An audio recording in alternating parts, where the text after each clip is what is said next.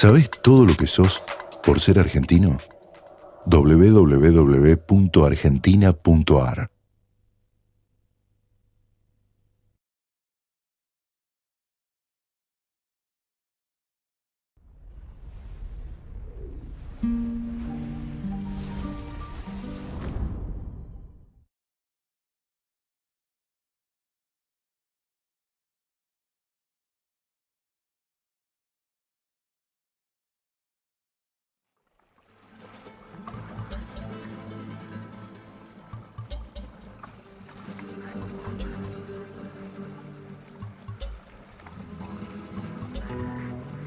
Entre el desembarco de Cristóbal Colón en 1492 y la rendición de España en la batalla de Ayacucho en 1824, transcurrieron 332 años de dominación extranjera en territorio latinoamericano. Ninguno de los monarcas españoles conoció nunca el territorio americano en ese lapso, y la corte portuguesa solo lo haría en 1807, escapando de la invasión bonapartista. Durante esos 3 siglos se ensayaron los más variados, burocráticos, originales y absurdos sistemas de administración y control social. Tarde o temprano todos fracasaron y acabaron dando origen a la crisis del sistema. ¿Cómo y por qué se derrumbó el sistema de dominación colonial?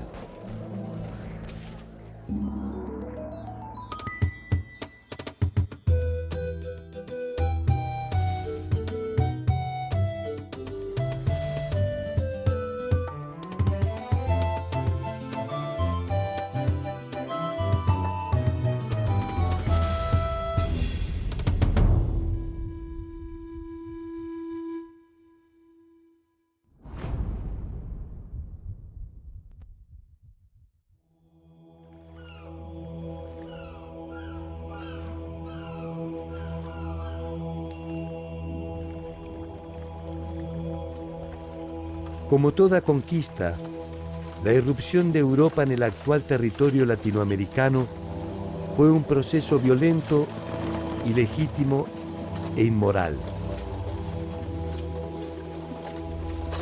Una mirada tradicional explica los 3 siglos de dominación a partir de la ventaja tecnológica del invasor.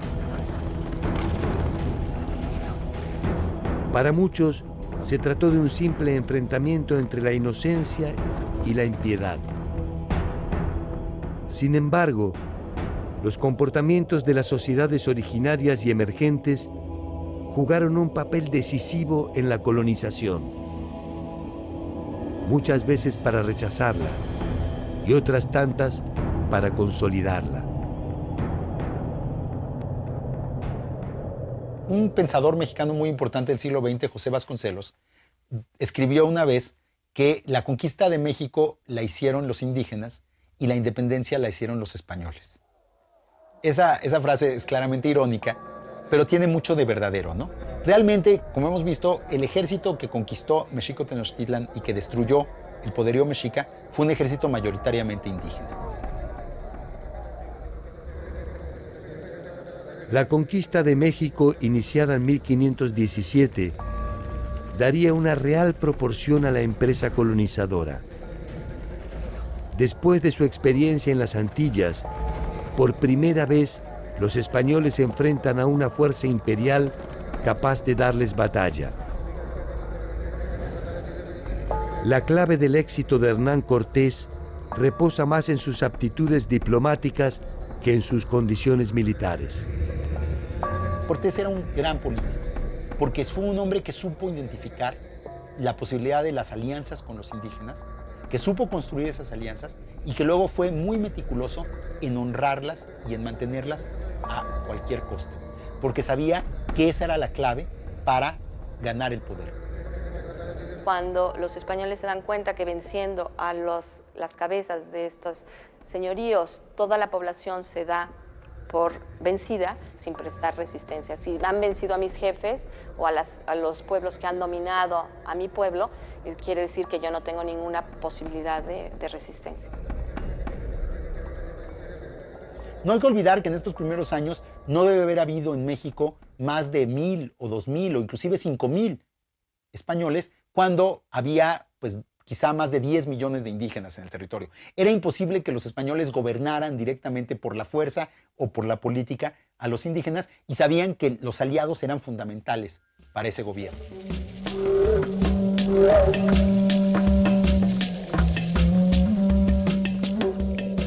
Podría resultar extraño que tamaña desproporción no haya desembocado en una resistencia más decidida y se haya reducido a esporádicas rebeliones.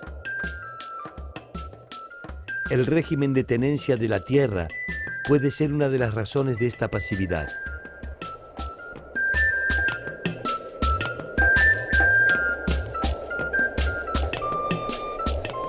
A los pueblos mesoamericanos les era muy preciado quedarse en la tierra que habían trabajado por milenios, pero realmente milenios, sus ancestros, y por lo tanto querían quedarse en los territorios que eran y aceptaron la subordinación. Las tierras de los indios eran inalienables. Por eso que además el sistema no es un sistema feudal, porque otra de las cosas que no podía hacer era quedarse con la tierra de los indios. Lo hacía ilegalmente, pero legalmente no podía. Estos primeros 50 años establecieron una tensión constante entre las aspiraciones de los reinos europeos y las realidades que en Latinoamérica encontraba la avanzada colonizadora.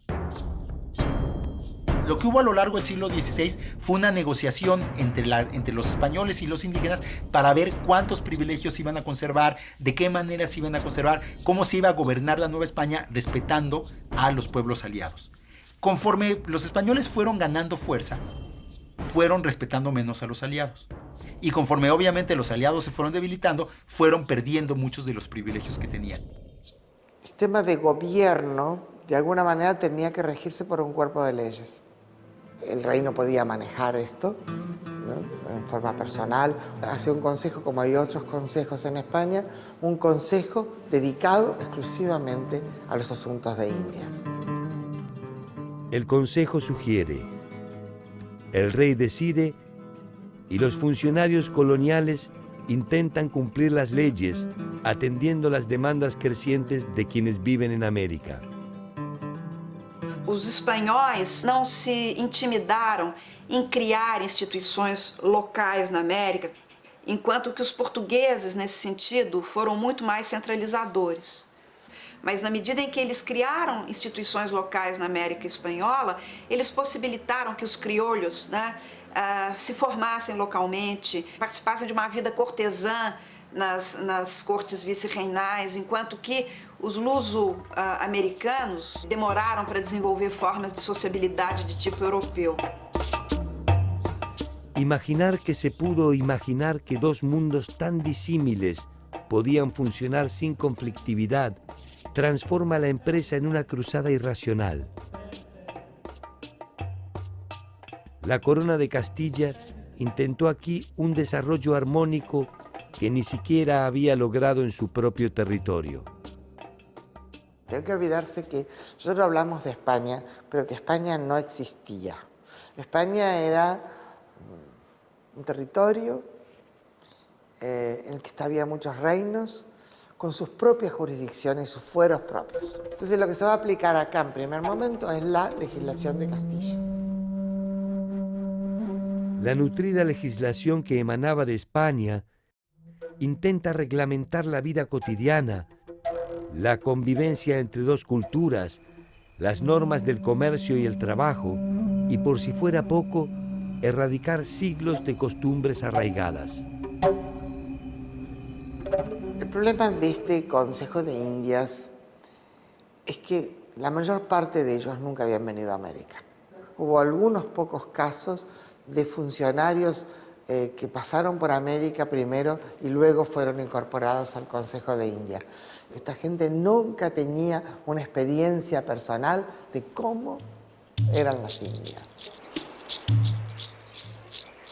A los problemas específicos de la colonia se suman los conflictos que se desarrollan entre las coronas europeas. el nuevo mapa del mundo se define en las Cortes y el Papa actúa como árbitro de las disputas, otorgando derechos a sus aliados, Espanha e Portugal. O Brasil demora para ser ocupado. Os encontros pontuais, as expedições de reconhecimento da costa, mas a primeira tentativa mesmo de estabelecimento no Brasil mais efetiva, realizada pela coroa portuguesa, é 1549, quando se manda já um governador.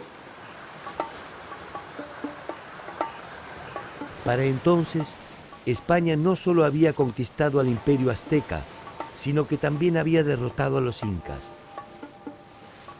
Desde el oeste, una expedición comandada por Pizarro avanzaba hacia el Amazonas. La primera fundación de Buenos Aires ya había fracasado y Asunción se consolidaba como la ciudad más importante al sur continental. Brasil, en tanto, mantenía una precaria soberanía apoyado en el esfuerzo de los colonos.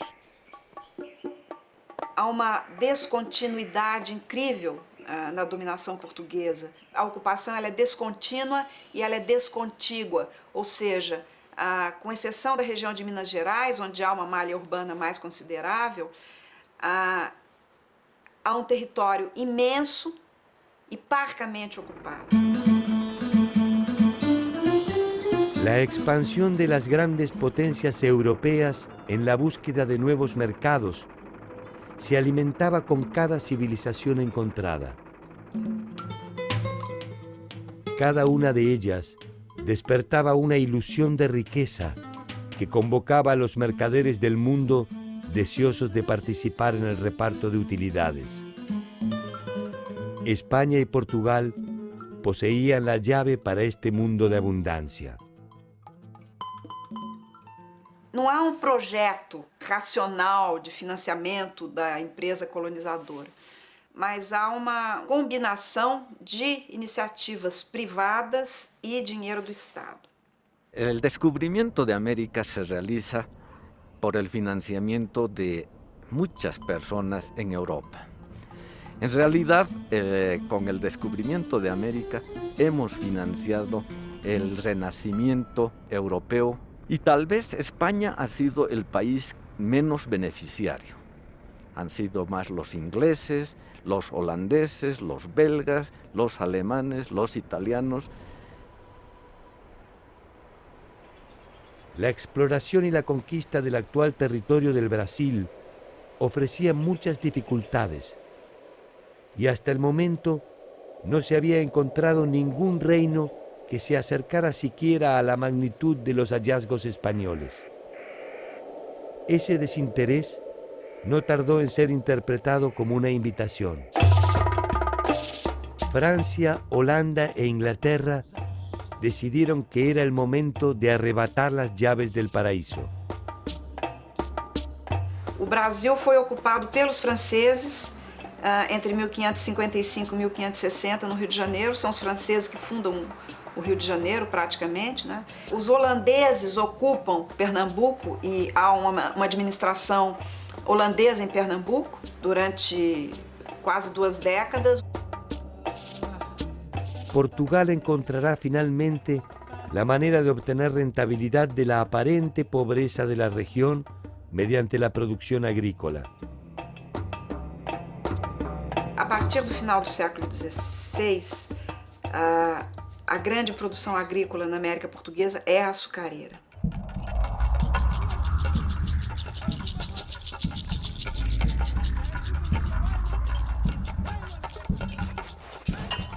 El tráfico de esclavos fue otra de las fuentes de ingresos primordiales de Portugal y de otras potencias europeas.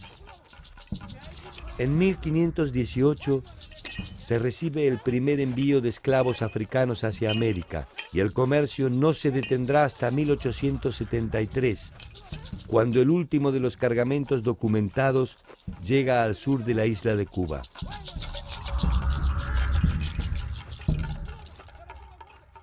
A presença de escravos negros ela é central na produção econômica americana e ela é central na organização da sociedade americana. A riqueza, sob muitos aspectos, ela é medida através do número de escravos que um determinado senhor possui. Havia um continente que surgia como fadado a ser escravizado, como é o caso da África. Por isso que hoje se diz muito que a humanidade tem uma dívida impagável, praticamente, com o continente africano. Un poco más de 100 años debió esperar Latinoamérica para que un funcionario colonial nacido en el territorio asumiera funciones de gobierno. En 1597, un hijo de españoles, Hernando Arias de Saavedra, Hernandarias, asume la conducción del gobierno de Paraguay. Desde el inicio de la conquista de la Cuenca del Plata, la resistencia de guaraníes y tupí puso en vilo tanto a la corona española como a la portuguesa.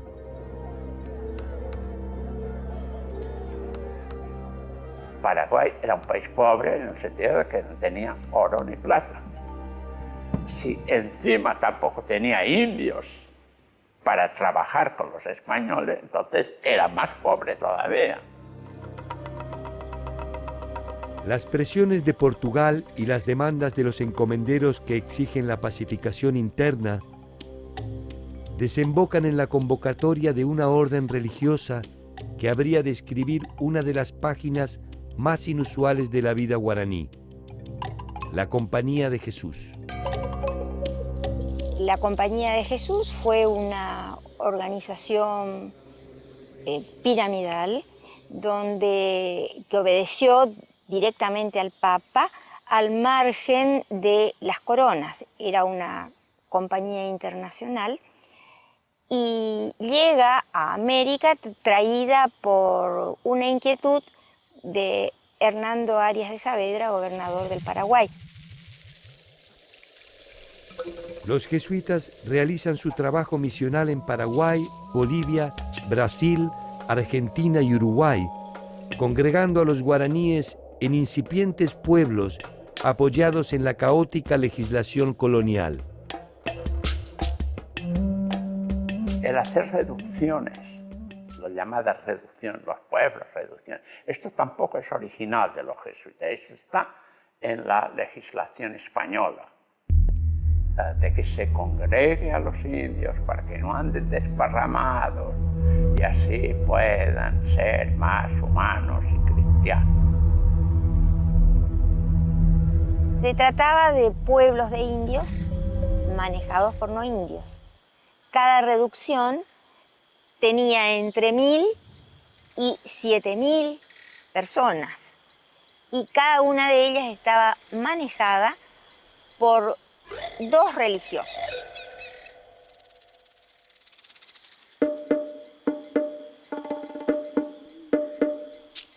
La experiencia jesuítica ha convocado innumerables debates. Más allá del éxito indudable de las mismas, las razones profundas de su emplazamiento y la aceptación de los indígenas del régimen reduccional puede explicarse como parte de un complejo esquema de negociación que incluyó exenciones tributarias, acceso a herramientas y protección ante los abusos de los encomenderos. En los 10 primeros años, a partir de la conversión, se estaba libre de pagar este tributo, lo cual era un atractivo para el indígena de decir, bueno, yo me hago cristiano, pero durante 10 años no voy a pagar todavía tributo. Las sociedades nativas encuentran en esta combinación de intereses una forma de supervivencia ante la invasión. Y poco a poco se agrupan en torno a las misiones, estableciendo una armónica convivencia. Lo que se pretendía con la excusa también de cristianizarlos y de hacerlos más civilizados era reunir a los indios para el trabajo. Esta era la verdad.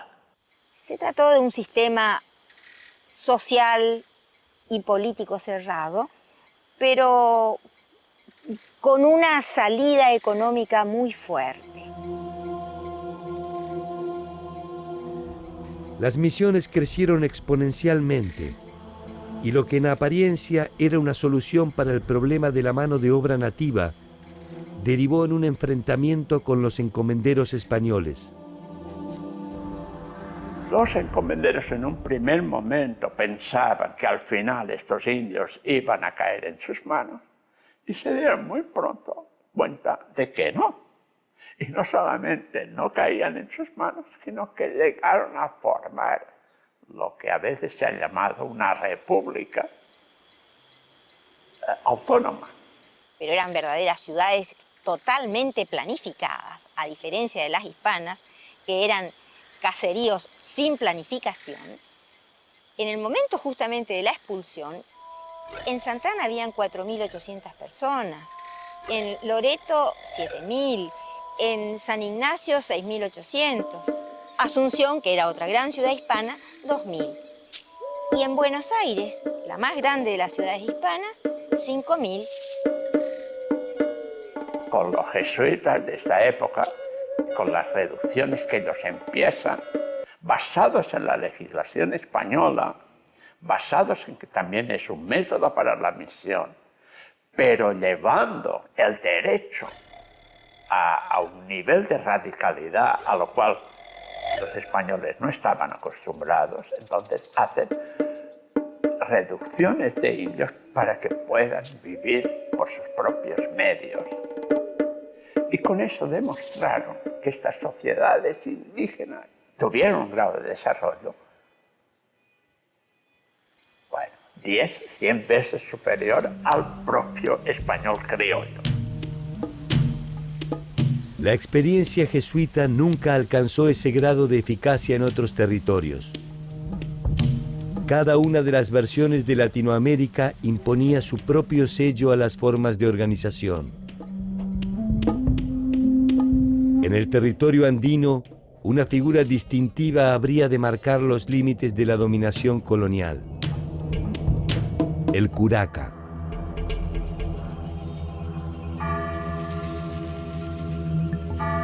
En 1548, en las cercanías del lago Titicaca, se funda la ciudad de La Paz.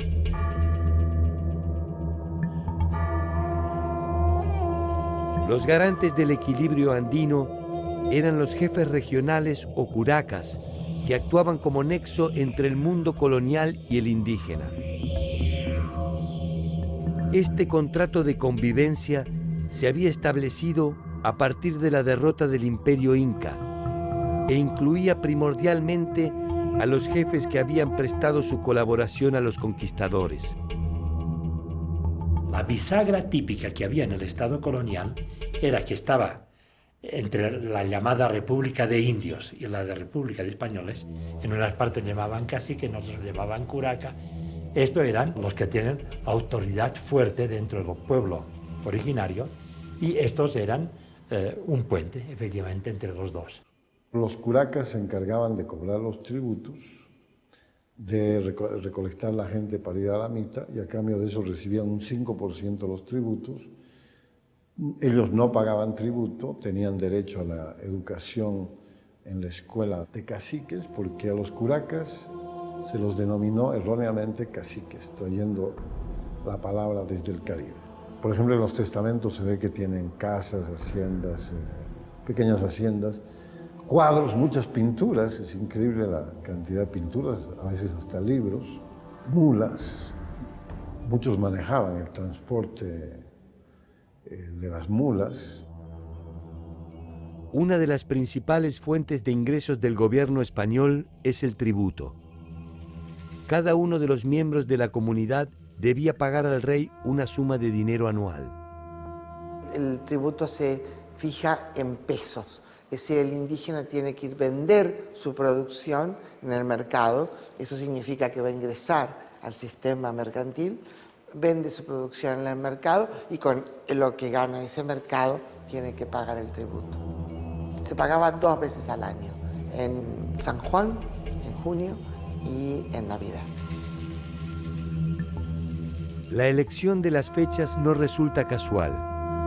Las fiestas y celebraciones eran una institución de vital importancia en las relaciones de intercambio andinas.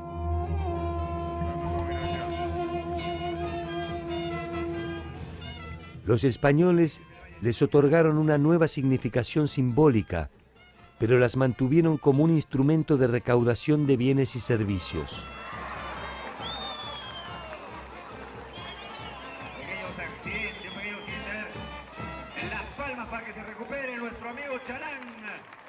Siempre en estas fiestas era el momento en que también nombraban a los que tenían que ir a la mita de Potosí. Es decir, que llegaba allá y empezaba, recogía los tributos y además de recoger los tributos, sabía quiénes tenían que ser los mitayos, los que tenían mita, es decir, que tenían turno para ir a Potosí. La mita era ya una práctica de trabajo forzado, de trabajo obligatorio, ya en el Imperio Incaico. Cuando los españoles llegaron, lo que han hecho es perfeccionar esta forma de trabajo. Los mitayos, en algún caso, tenían que recorrer hasta 600 kilómetros para llegar a Potosí. Venían cargados con toda su familia, con ropa y con todo su alimento para un año, porque con los 2 reales que recibían de la corona no podían subsistir.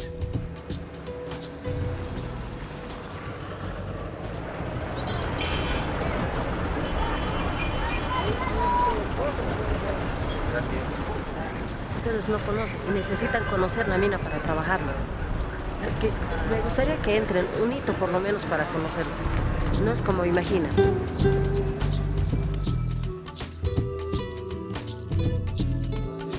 La designación de los mitayos se transforma en una fuente de conflictos.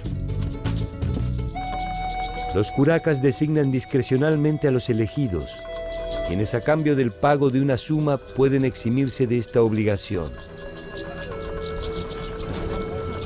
En poco tiempo, este pago ilegítimo es una fuente de ingreso de vital importancia para la corona y fundamentalmente para los funcionarios coloniales y los curacas que presionan a la población siguiendo el nuevo protocolo de rentabilidad impuesto por los Borbones.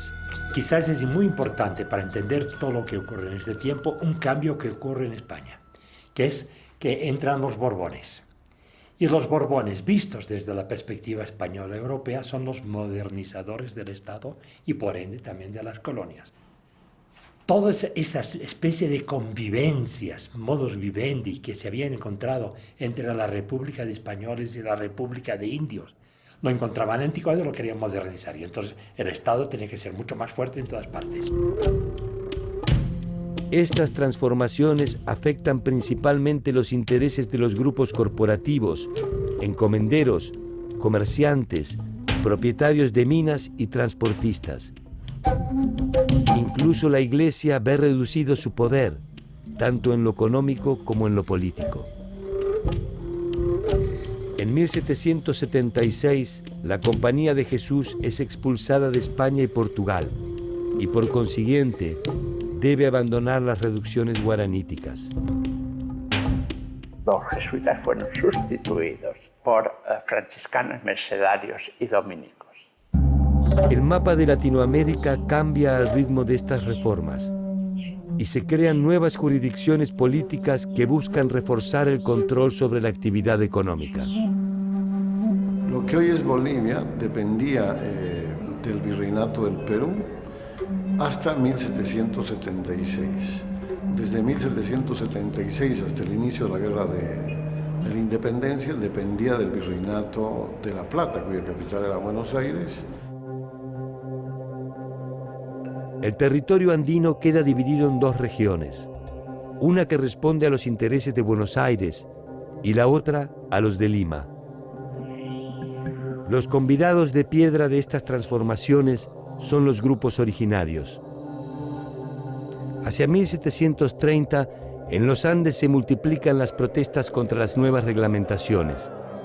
Poco a poco, estas demandas se intensifican ante la indefinición de las autoridades, que están lejos de imaginar la futura escalada de violencia que pondrá en riesgo el sistema de dominación español. Los curacas, que fueron aliados de los españoles durante la conquista, y naturalmente sus herederos, gobernaron las comunidades andinas por algo más de 200 años, el doble de lo que había durado el Imperio Inca. El nombramiento de nuevos curacas impulsado por los Borbones los desplaza del centro del poder y compromete sus privilegios. Los españoles borbónicos empezaban a poner su gente, a olvidar a estos que era como, digamos, la nobleza que servía de puente entre los dos. Y empezaban a poner su gente como las principales autoridades. Llegó lo que aquí se empezó a llamar los caciques intrusos. Los caciques le daban distintos nombres que no respetaban esta autoridad de este estilo. Todo eso creó un montón de revueltas en distintas partes de resistencia a la manera en que se vivía, tanto en los indígenas como también en algunos españoles. Hubo una serie de rebeliones en todo ese tiempo. Estos nuevos curacas carecían de legitimidad histórica y geográfica y eran elegidos por los españoles según su propia conveniencia. Los curacas desplazados y sus herederos no tardaron en presionar a las autoridades para recuperar su pequeño espacio de poder. Florencio Lupa era un curaca mestizo que gobernaba la región de Moscari. En su figura se concentran todos los vicios que sirvieron de fragua para la rebelión. Su situación patrimonial se sustentaba en una administración despótica que incluía otra de las prácticas lucrativas que había instaurado la corona: los repartos. Los repartos era en vez de mercado libre o comercio obligatorio. Telas que llegaban de España o de los obraques o de otras partes, mulas que venían del norte argentino. El corregidor tenía el monopolio de la comercialización de esto y obligaba a que la gente del común compraran esas cosas. A los tributos excesivos, la discrecionalidad de la designación de los mitallos, las usurpaciones de tierras, la presión de los repartos forzosos y la crisis de legitimidad cacical, se sumaría un nuevo foco de conflictos. La población andina estaba obligada a pagar un tributo a las iglesias y a correr con los gastos de las celebraciones religiosas. Los Borbones reducen estos aportes y los curas, en represalia, suspenden algunas de las fiestas y presionan a los indígenas para que continúen pagando. Dionisio Cortés, uno de los curas de la región norpotosina, llegará incluso a encerrarlos y castigarlos con azotes ante la negativa de continuar aportando al mantenimiento de la iglesia. La audiencia de Charcas es la receptora de los reclamos indígenas e intenta mediante sus fallos aplacar el descontento generalizado. Algunos curacas históricos son restituidos a sus puestos, contrariando incluso las disposiciones de los corregidores. La población queda encerrada entre esta suma de conflictos de poder. Porque los indígenas justamente aprenden muy rápidamente a ingresar a la justicia, al sistema jurídico. Rápidamente aprenden a pleitear y ellos defienden muy hábilmente sus tierras con sus derechos, porque lo que va a aceptar España es la tradición oral que ellos transmiten. El 25 de marzo de 1778, Joaquín Alós asume como corregidor en la convulsionada región. Los indios de Moscari presionan a las autoridades para destituir a Florencio Lupa. Muy cerca de allí, en la localidad de Macha, se produce una protesta similar. Dos indígenas del lugar, Tomás Catari y Tomás Acho, intentan deponer al curaca que ha designado Alós, reclamando que ellos son los auténticos curacas de Macha. Alós los manda detener. Lejos de amedrentarse, en cuanto recuperan su libertad, inician su más ambiciosa travesía. Se fueron caminando hasta Buenos Aires a reclamar en el virreinato que ellos eran los legítimos curacas de esta región. 3.000 kilómetros lo separaban de la capital virreinal. Tomás Katari era un indio modesto, analfabeto, y su condición de heredero legítimo por vía del linaje era al menos cuestionable. Sin embargo, quizás en honor al carácter épico de la proeza, es recibido en Buenos Aires por el virrey Bertis, quien ordena investigar al corregidor Alós y reponer a Katari como curaca de Macha, de comprobarse la veracidad de sus planteos. A su regreso, en mayo de 1779, Tomás Katari es encarcelado nuevamente por Alós, quien confisca el documento firmado por el virrey, aduciendo que es falso. En agosto de 1780, Alós sufre una violenta manifestación que exige la liberación de Katari. En cuanto inicia la represión, Alós es tomado prisionero. Y lo tuvieron detenido y entonces lo llevaron de comunidad en comunidad, le vistieron de indígena, no, descalzo, y le daban a comer chuños. Así vivimos nosotros, lo sentimos, pero eso es lo que tenemos y todo eso. Y lo tuvieron detenido hasta que Alós hizo una orden, en quien la orden dio la orden de liberar a Tomás Katari.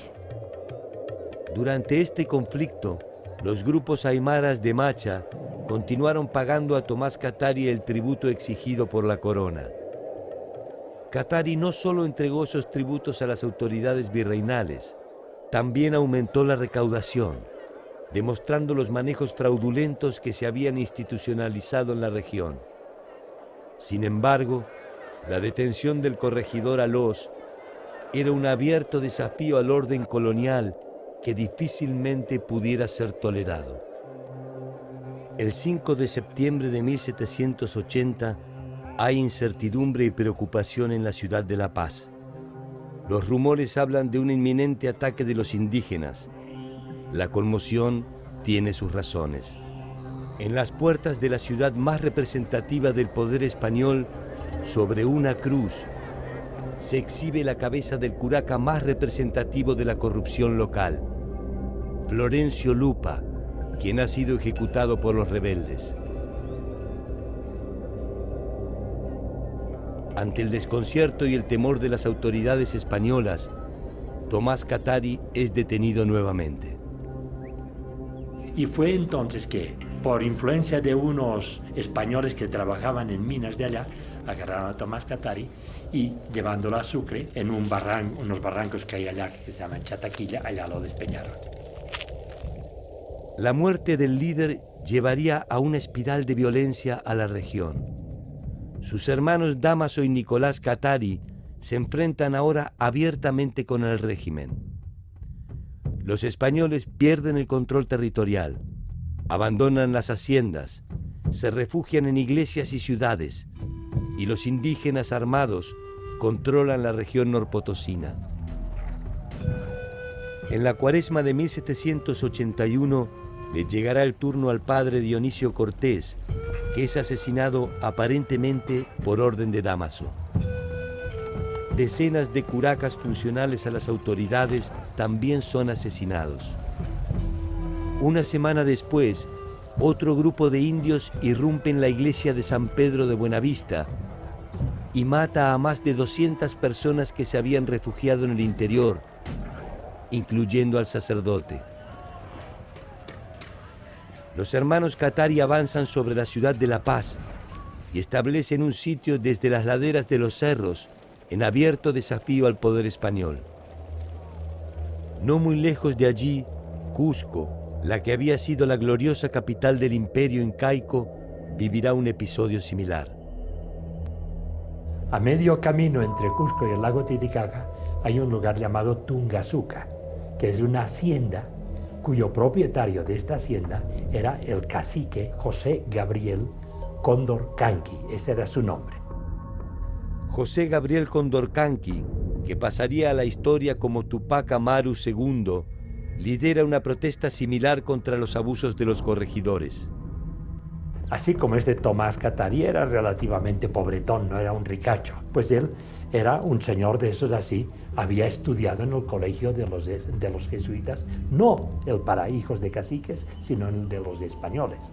Tenía mucha conciencia de su nobleza inca, tenía un pleito en el virreinato por el marquesado de Oropesa, es decir, un título nobiliario español. Mientras que la sublevación de los cataris fue la consecuencia de un proceso algo improvisado, la de Tupac Amaru fue una acción premeditada que perseguía fines específicos: la búsqueda del poder.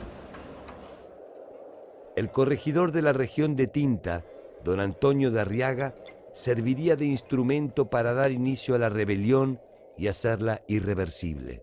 Fue el día 4 de noviembre del mismo año, del 1780. Tupac Amaru, que hizo toda una gran fiesta en su finca de Tunca-Suca, invitó al corregidor. Cuando se estaba yendo, le hicieron una emboscada allí a la salida de ahí y lo trajeron detenido, preso ya, y empezó a hacer un juicio a Arriaga por las cosas que había hecho contra su pueblo.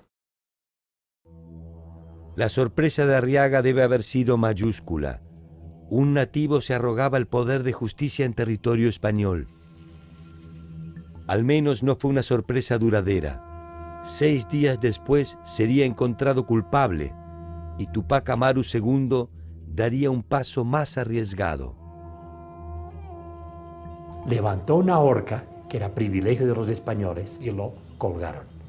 Y a partir de eso, entonces empezó una rebelión, y ahí Tupac Amaru buscó una alianza con los mestizos del Cusco. Los indígenas de la región, cansados de los abusos, se suman mayoritariamente al llamado de Tupac Amaru, quien al mando de un improvisado ejército obtiene una primera victoria en Sangarará. Ahora se encamina a Cusco. Su esperanza es que los criollos se plieguen al movimiento ante la promesa de libre comercio y supresión de impuestos. Los criollos finalmente eligen el dominio colonial. Tupac Amaru llegó a cercar el Cusco, pero no tuvo éxito. Lo persiguieron y en una batalla no lejos de Tunga-Suca, allá perdió, alguien lo denunció y entonces lo ejecutaron en la plaza del Cusco con los 4 caballos. Cada parte de su cuerpo iba a un sitio que había sido rebelde para escarmiento. Y así fue que acabó Tupac Amaru pronto, bastante pronto. Algunos de sus capitanes alcanzan a escapar hacia el sur, donde la rebelión iniciada por los Katari aún no se había apagado. Los Katari todavía mantienen el cerco sobre La Paz y están en condiciones de dar el golpe definitivo, pero las diferencias internas entre los grupos rebeldes, fundamentalmente los de Macha y Pocoata, paralizan el movimiento. El cerco se diluye y algunos curacas comienzan a ver que quizás han ido demasiado lejos. Los hermanos Katari y los principales líderes rebeldes son delatados por sus propios compañeros y apresados por las autoridades españolas. Los traidores recibirán a cambio una amnistía general y la restitución de sus privilegios. La caída de Nicolás y de Dámaso en las puertas de Sucre ocurrió a principios del 81. Los detuvieron, les hicieron un juicio y los ajusticiaron.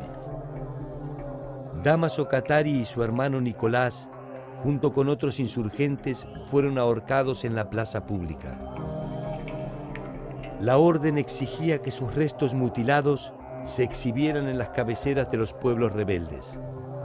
Pese al escarmiento ejemplar, el control de la región estaba lejos de volver al estado anterior a la revuelta. Entre Potosí y La Paz se encuentra la ciudad de Oruro. De allí surgiría el líder que podría reunir ambas rebeliones bajo un solo nombre, Julián Apaza. Ya se sabía que Tomás Katari lo habían matado, ¿no? Que Tupac Amaru ya lo habían matado, y entonces él hizo una sesión de lo que se podría llamar de chamacanis. Chamacani es el nombre de uno de los sacerdotes de de los profetas, diríamos, de la cultura aymara, que quiere decir el dueño de la oscuridad, ¿no? Que hablan con los cerros, con la madre tierra, etcétera, etcétera, desde la oscuridad, no tienen contacto, como una especie de medium. Entonces, en una sesión, en un cuartito, no se sabe dónde, él estaba ya acurrucado, tapado con un poncho, y de repente empezó a hablar, y le empezaron a preguntar, ¿y quién eres? Y de repente dijo, soy Tomás Tupac Katari.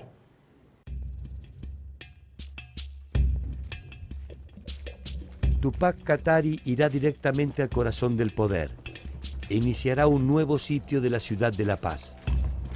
Desde el norte, las fuerzas sobrevivientes de la rebelión cusqueña, al mando de Andrés Tupac Amaru, se sumarán al poderoso cerco.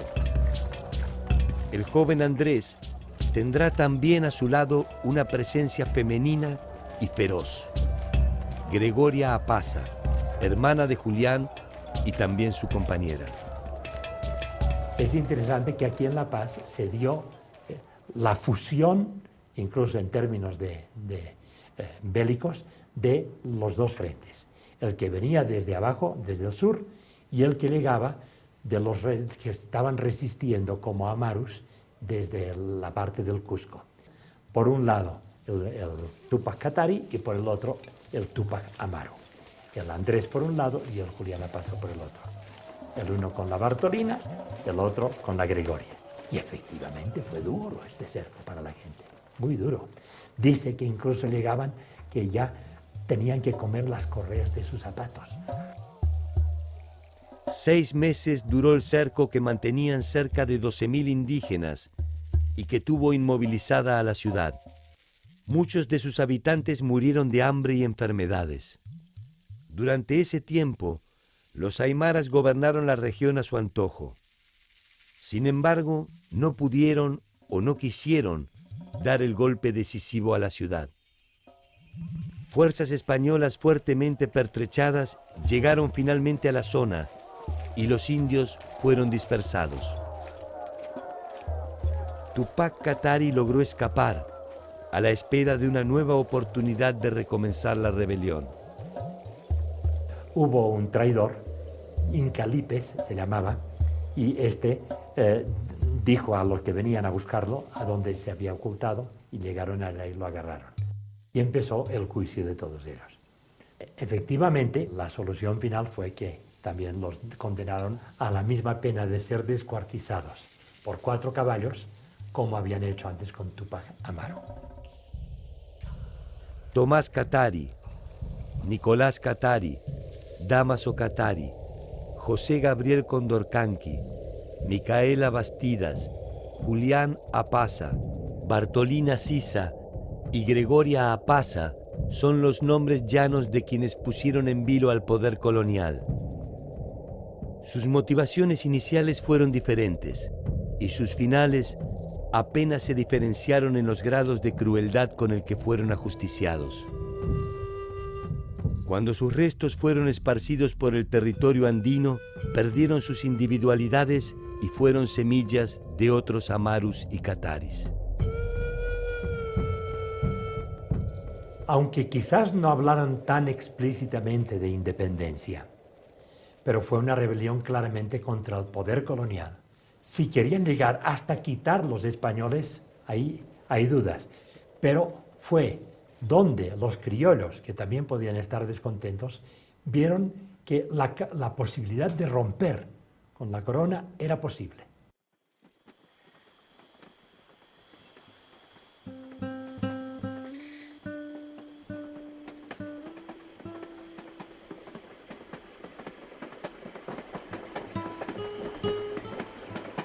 La próxima estación en la historia de Latinoamérica es la de las guerras de la independencia.